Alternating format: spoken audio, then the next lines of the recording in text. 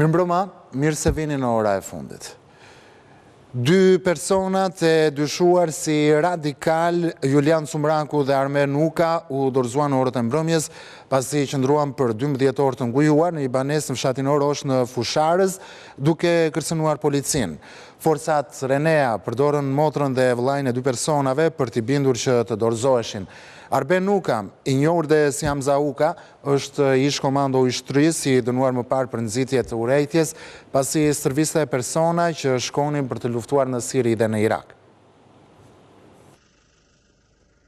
Pas më shumë se 12 orësh kërcënime, rezistencë dhe negociata me policin dhe forcat Renea, dy personat e kërkuar që ishin izoluar në një banesë në fshatin Orosh të Fusharzit janë dorëzuar. Protagonistë ngjarjes janë Julian Sumraku dhe Arben Nuka, i njohur si Hamza Uka, të skeduar prej policisë si persona me prirje radikale. Negociatat me ta nisën që prej orës 6 të mëngjesit, ndërsa policia përdori edhe vëllezërit dhe motrat e dy personave të armatosur duke u bërë thirrje atyre që të dorëzohen. Forcat e policisë së Pukës dhe njësia speciale Renea kishin rrethuar banesën ku dyshoi se ndodheshin Julian Sumraku dhe Arben Nuka, i njohur si Hamza Uka, ky i fundit i njohur për fotot dhe videot që nxirrte në rrjetet sociale, duke stërvitur persona që shkonin të luftonin në Siri dhe Irak, ku kanë qenë edhe vetë komando me forcat ushtarake.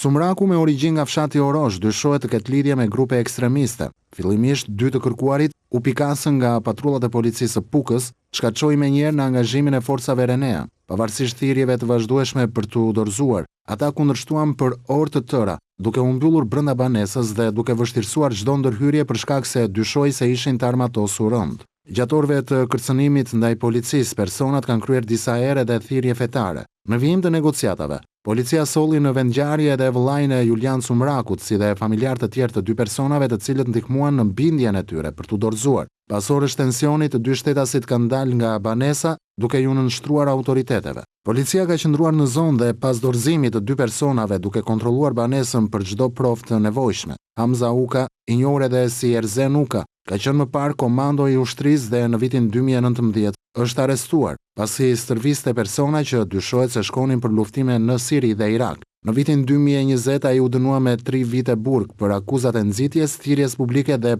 propagandës për kryerjen e veprave me qëllime terroriste dhe mbajtjes pa leje dhe prodhimi i armëve shpërthyese dhe i municionit. Prokuroria e Tiranës ka mbyllur hetimet për vrasjen e ndërtuesit Eduard Reçi, i ekzekutuar në mes të Tiranës në nëntor të vitit 2024 dhe ka dërguar për gjykim dy autorët e dyshuar, vëllezërit Shkëlqim dhe Florian Dukaj. Ndaj tyre rëndojnë akuzat vrasje me paramendim dhe armbajtje pa leje. Reçi ndërkohë u qellua me një plumë në kokë nga ish efektivi Shkëlqim Dukaj për motive pronësie.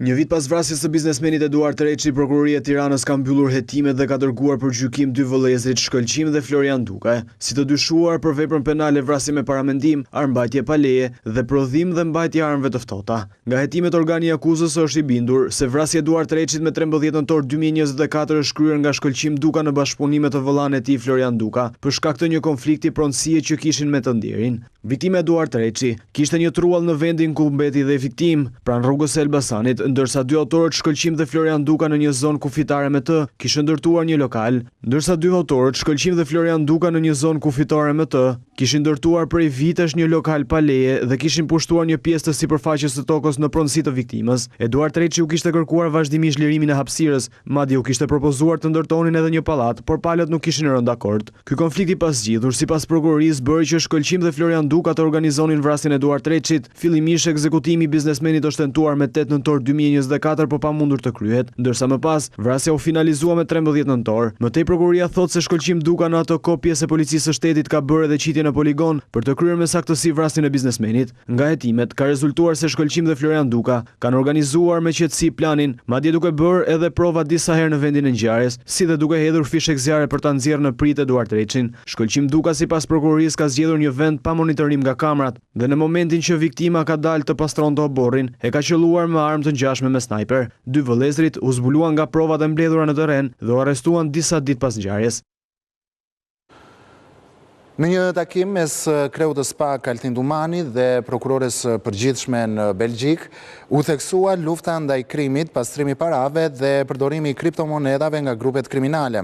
Në prag të përfundimit të mandatit në krye të prokurorisë së posaçme, Altin Dumani zhvilloi disa takime në Bruksel ku foli për punën e institucionit që ai drejton.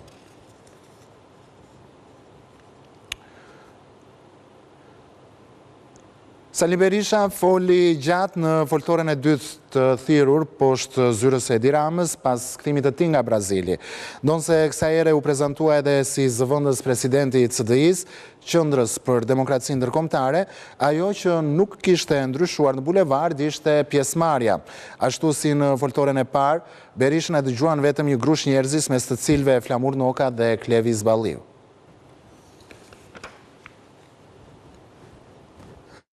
I Brazilit në bulevardin e ftohtë të Tiranës, zëvendës presidenti Sali Berisha u kthye nga vizita 4 ditore për te oqeanit pas dëshmisë për herë të parë në SPAK për 21 janarin. Asgjë s'kishte ndryshuar nga era e fundit. Foltorja 2 rezultoi një kopje e shëmtuar e foltores 1, vetëm se kësaj radhe doktorit i kishin ndryshuar emrin. Deri më sot i kena thirr doktor profesor Sali Berisha. I kena thirr lideri i Partisë Demokratike. Ndërsa sot do t'i thrasim një emën 3, zëvendës presidenti i CDI-s. Një duar trokitje fort për zotin zëvendës president. Berisha, Berisha, Berisha. Berisha u sqaroi se titulli në Brazil nuk është thjesht vlerësim personal, por me sa duket gjithë bota ka parë sakrificat e demokratëve në 12 vite opozit. Ai ndërim që më bëri Internacionalja Demokrate e Qendrës duke më zgjedhur në detyrën në postën e lartë të zëvendës presidentit saj. Është nderim për sakrificat tuaja, është nderim për qendresën tuaj, është nderim për guximin tuaj, është nderim për mbrojtjen që u keni bërë vlerave të lirisë, të demokracisë në Shqipëri, të familjes, vlerat përbashkëta për mbar njerëz të lirë në botë. Ai u tha se në Brazil Rama krahasoi me Maduron, por doktori ja merr në kthes për miq në Amerikën Latine. Vi sot nga Brazili, nga São Paulo, për t'u garantuar ju se kemi miq më shumë se kur. Edi Rama krahasohet sot me narkodiktatorët më të rryer të planetit, diktatori i Venezuelës, një lloj si Maduro i Tiranës, villte çdo zgjedhje, pavarësisht se smirte votat. Me 300 spartanë në shesh, Berisha kërkoi largimin e Ramës dhe Ballukut. Në rresht të parë qëndronin Flamur Noka dhe djali Fariut, kurse në turm ishte fshehur denoncuesi Gazmend Bardhi. Belind Kylliçi thonë se ka mbetur akoma në Brazil. Jo se kishte komplekse Belindi për të akuzuar Belindën, por të paktën kësaj here i shpëtoi kunjave të doktorit për pjesëmarrjen e ulët para kryeministrisë. Ndërsa Shqipëria rrit shpejtësinë e integrimit, Greqia po bëhet gati t'i dalë përballë me listën e problemeve të saj të vjetra. Në 16 dhjetor në Athinë, gjatë një takimi dypalësh, pritet që ministri i jashtëm grek t'i dorëzojë homologes shqiptare një dokument që zyrtarisht do quhet Plani i ri veprimi për marrëdhëniet, por do ngrej çështje të vjetra si ajo e detit. Greqia do të ketë presidencën e Unionit në gjysmën e dytë të 2027-s, pikërisht në kohën kur Shqipëria synon mbylljen e negociatave, por duket se vëmendja e Athinës është e faza e negociatave politike që nisin një vit më vonë.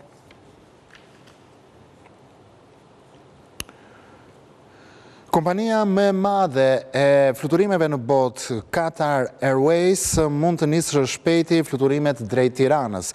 Gjatë një vizite në Katar, Kryeministri Rama takoi drejtorin e saj të përgjithshëm me të cilin bisedoi për hyrjen e kompanisë prestigjioze në Shqipëri.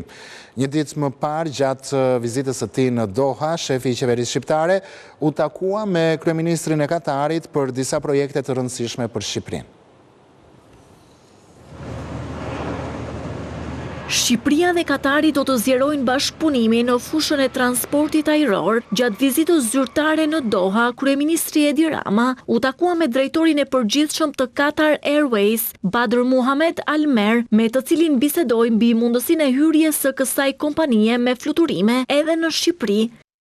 Me drejtorin e përgjithshëm të Qatar Airways, inxhinierin Badr Muhammad Al Mer, folëm për hyrjen e kompanisë prestigjioze në Shqipëri dhe inshallah do të kemi së shpejti fluturimet e Qatar Airways në Tiranë. Një ditë më parë, shefi i qeverisë shqiptare u prit nga kryeministri i Katarit, Sheikh Muhammed bin Abdulrahman bin Jassim Al Thani në rezidencën e tij. Bisedimet mes dy liderëve u fokusuan në thellimin e bashkëpunimit dypalësh, veçanërisht në fushat me interes strategjik për Shqipërinë, si investimet, energjia, turizmi, infrastruktura apo projektet e tjera të zhvillimit ekonomik. Kjo vizitë e kryeministrit Rama shënon një moment të rëndësishëm edhe në forcimin e marrëdhënieve diplomatike, por dhe rolin e Shqipërisë si urlidhse bashkëpunimi mes Ballkanit dhe lindjes së mesme.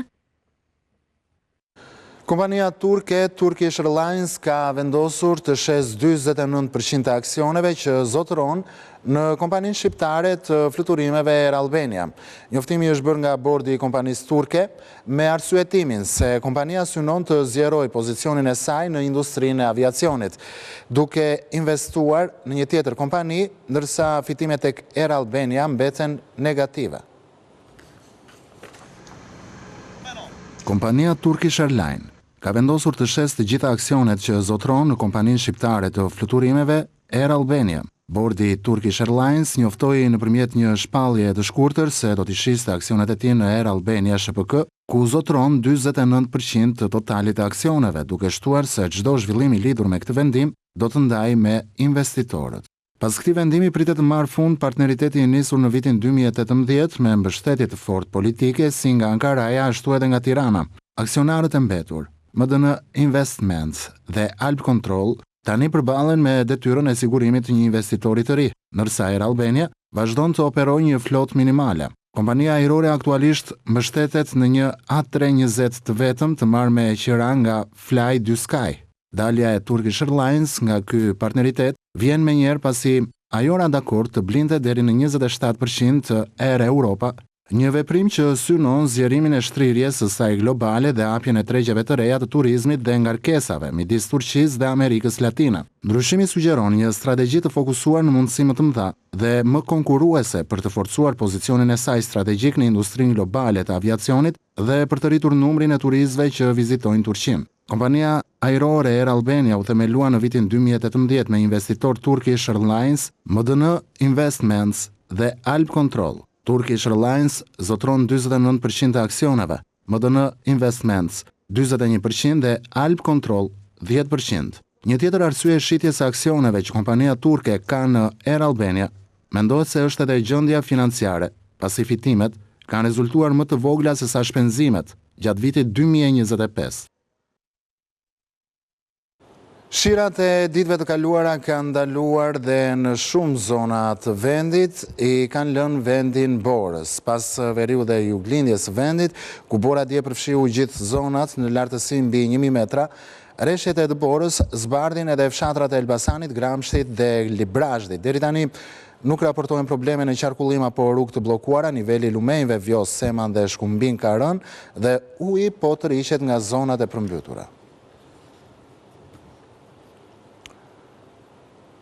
Rruga Qukës Qafploç është funksionale, qarkullimi i mjeteve në këtë aks nuk është ndërprer, pavarësisht rrëshqitjes së disa gurve gjatë ditës së djeshme.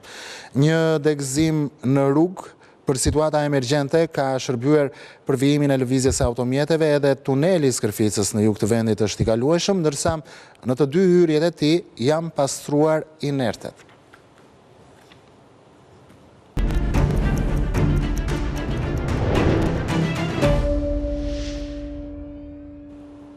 Mirë, me mua në program është bashkuar gazetari Artur Nura. Artur, mirë mbrëma dhe kënaqësi që je me mua në ora e fundit. Siç besoj, e ke ndjekur edhe ti, foltoria 2 e Berishës, le të themi nuk kishte asnjë ndryshim nga e para, pak protestues para kryeministrisë për të mbështetur doktorin kundër Ramës, por mendoni ju se kjo është braktisja finale e Partisë Demokratike? Jo, nuk mendoj për finalitetet të tilla, sepse edhe ju e thoni që është e njëjta figurë, e njëjta pjesëmarrje, e njëjti entuziazëm, po parimisht duhet pranuar që protesta është një instrument demokratik mjaft i shëndetshëm. Problemi është që strategjia me cilën luan Partia Demokratike është strategjia e gabuar. Dhe kështu që nuk mendoj se ka finalitete. Finalitetet mund vinë vetëm në rast se zoti Berisha do të vendos, do kuptoj situatën, do vë interesin e partisë mbi interesin e vetë, dhe kjo do të ndryshonte padyshim situatën e Partisë Demokratike, pse jo dhe gjithë opozitës, se do jepte një model demokratik. Se të mos lëshosh vendin, kur ti ke humbur një betejë elektorale, kjo është e padrejtë. Kjo nuk është as në konceptet e demokracive perëndimore, po është në konceptet e demokracive në zhvillim ballkanike të njohura tashmë. Kështu që nuk do vazhdoj kjo lojë. Ju thoni që zoti Berisha duhet të vërë interesin e partisë para interesit të tij vetjak. Ndërkohë që ai u kthye nga Brazili dhe lajmi i mirë që solli ishte emërimi i tij si zëvendës president i një unioni të partive centriste dhe të djathtash, por sërish edhe kjo gjë nuk pati apo nuk u duk në pjesëmarrjet në protestën e sotme, apo gjithashtu edhe në entuziastin e demokratëve. U duk sikur ju prisni që të ndodhte kjo gjë. Sepse unë nuk e pritja një gjë tillë, unë e di si funksionon elektorati shqiptar, e di si funksionojnë mbështetësit e Partisë Demokratike, e di si funksionojnë shqiptarët. Shqiptarët kërkojnë shpresë, dhe shpresën nuk ja jep zgjedhja e 17 e zëvendës presidentit në një organizëm ndërkombëtar, që sigurisht është për të konsideruar, po në mënyrë modeste të elektorati. Është për të konsideruar për zotin Berisha, i cili vazhdon të ketë në shpatullat e tij thesin e non gratës. Një thes i rënd, i cili e ka krusur dhe po mundohet me këtë format të ngjashme, dhe sigurisht ka bërë lobim për ta fituar këtë vend, ka luajtur për ta fituar, nuk besoj se ka bërë lobim financiar, po ka bërë një lobim caktuar për ta fituar këtë vend, sepse kjo i lehtëson peshën në kurrizin e tij të peshën e non gratës. Por tek elektorati kërkon shpresë direkte. Elektorati kërkon... Dhe këtë shpresë nuk e jep Berisha. S'ka si ta japi Berisha. Nuk ka si ta japi Berisha. Është si ti kërkojmë, nuk e di, një mace të ngrej një peshë e tigri. Do të thënë, po përdor këtë metaforë të prallës, sepse pralla ka gjithmonë filozofi. Është e pamundur. Dhe në këtë rast Berisha është një tigër prej letre, po thonë. Po, mund të përdorë dhe metaforën e tigër prej letre, po tigër prej letre sigurisht nuk mban asgjë, kurse Berisha e mban peng Partinë Demokratike. E mban peng në thonjza Partinë Demokratike. Artur, në fakt, në këtë union nuk janë antar republikanët dhe konservatorët, as partia e Donald Trump, ndërsa partner nga Shtetet e Bashkuara të Amerikës rezulton në CDI ku Berisha ishte pjesëmarrës, një institut demokrat i lidhur në fakt me partinë kundërshtare të Trump në Shtetet e Bashkuara të Amerikës dhe gjithashtu e financuar nga George Soros. Pra duket sikur Berisha po afrohet më tepër me George Soros se sa Trump. Po, unë nuk besoj që është Berisha që afrohet. Unë besoj që janë mundësi që i afrohen Berishës dhe i pranon. Dhe këto janë mundësi që ju ofruan tashmë Berisha dhe nuk besoj që pavarësisht financimit të lobimit që po bën shifra dhe maramon. Por atëherë ku shkoi retorika politike e Berishës? Akoma nuk ka, po themi, një frym pozitiviste për interesin e tij parsor, që është heqja e non gratës. Dhe kjo padyshim edhe ai që e ka deklaruar non grata, që i firmosi, është në partinë në cilën bëjnë pjesë tash i zoti Berisha, është zëvendës kryetari i 17 i këtij organizmi ndërkombëtar. Kështu që këto janë gjëra. Berisha nuk e ka luksin për të marrë shumë nga mundësitë. Berisha çfarë mundësie ofrohet, e pranon dhe e mundohet ta shes, por tash nuk i funksionojnë në elektoratin shqiptar. Elektorati shqiptar, ata njerëz që dalin protestë, duan t'i flasësh për një ekonomi që do të ngrihet. Duan t'i flasësh për një sistem të ri demokratik më eficient. Po nuk frymëzon Berisha për këtë gjë. Ato po t'jenë për Berishën kanë Ramën dhe kanë më të mirë. Pse duhet të dalin në mbrojtje të Berishës? Sepse nuk dalin në mbrojtje të demokratisë, po dalin në mbrojtje të Berishës. Në fakt, ndryshe nga emisioni juaj që të gjitha rrugët të çojnë në Rom, duket se të gjitha rrugët e Berishës të çojnë drejt Spakut. Madje dikush do thoshte që të gjitha rrugët e Berishës të çojnë në Rusi me teza anti-shqiptare. Ju si e mendoni? Unë besoj që gjitha rrugët që lëvizin, ose lëviz Berisha, në të cilat lëviz Berisha, janë rrugët të cilat janë mundësitë e vetme që i ofrohen.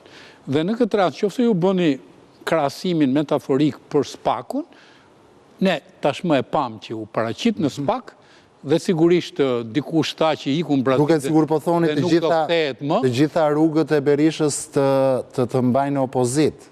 Po kjo nuk përbën lajm, kjo është lajm i vjetër. Jo, patjetër, po lajm përbën edhe fakti që ju thoni që të gjitha rrugët e Berishës të mbajnë opozit, por duket se nuk është tamam kështu. Pasi në sondazhin e publikuar vetëm pak minuta më parë në ABC News, rezulton që Partia Demokratike tashmë të mos jetë më parti opozitare, pra partia opozitës. Ka shkruar në pushtet? Partia e tretë. E pra, opozitari i bie, prap, nuk ka se tjetë Partia e tretë, pra nuk është më partia e dytë, po shkon drejt një prirje të një partie të tretë. Është e mundur. Është e mundur me progresin që po shohim, me protestat që po ndërtojnë, sepse Berisha është pakicë në parlament dhe i ndjen e ky kostum i rikeq, sepse është mësuar me një protagonizëm shumë të dinamik dhe agresiv. Dhe po përdor këtë agresivitet, po tenton ta hedhë në rrugë.